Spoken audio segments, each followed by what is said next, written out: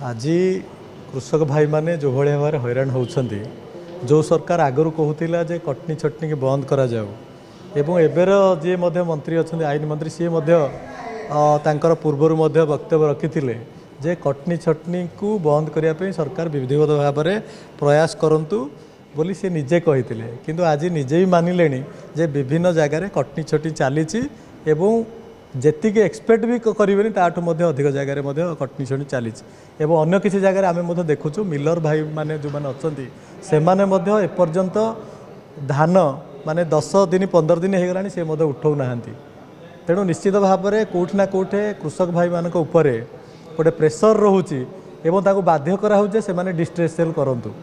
जो धार्य लक्ष्य रही एमएसपी रे दवाई से माने केमी दे पारिबे नाही विलंब हैला माने निश्चित भाव में गोटे कृषक कोठो